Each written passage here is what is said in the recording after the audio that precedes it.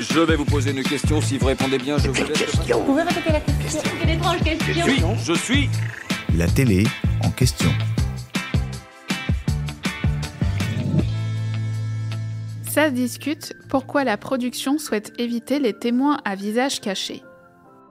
Des sujets de société singuliers, un grand plateau fait de bois et un générique au son des tam-tams. Alors qu'elle s'était arrêtée en 2009, l'émission testimoniale Ça se discute fait son grand retour sur la chaîne RMC Life ex-Chérie 25 en 2025.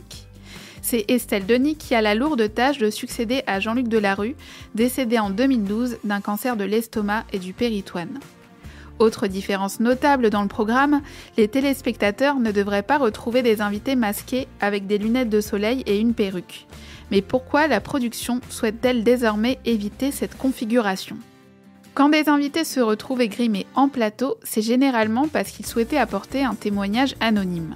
Des motifs juridiques pouvaient également expliquer ce dispositif si, par exemple, des affaires judiciaires qui n'avaient pas été jugées étaient évoquées par l'un des participants.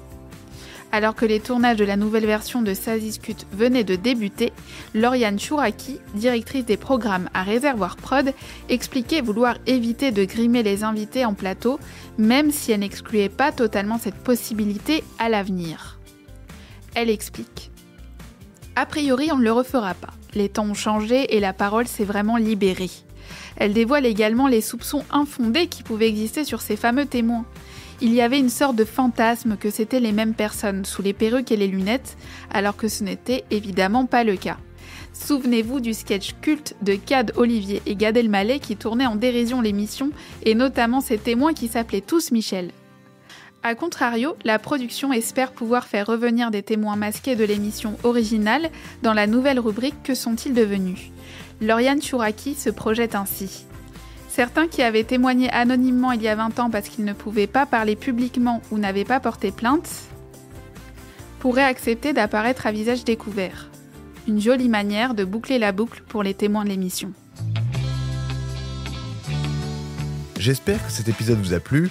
Si c'est le cas, abonnez-vous sur votre plateforme d'écoute préférée pour retrouver de nouveaux épisodes chaque semaine. Et si vous en voulez plus, découvrez aussi le ciné en question et les séries en question sur les plateformes d'écoute et téléloisirs.fr. À bientôt.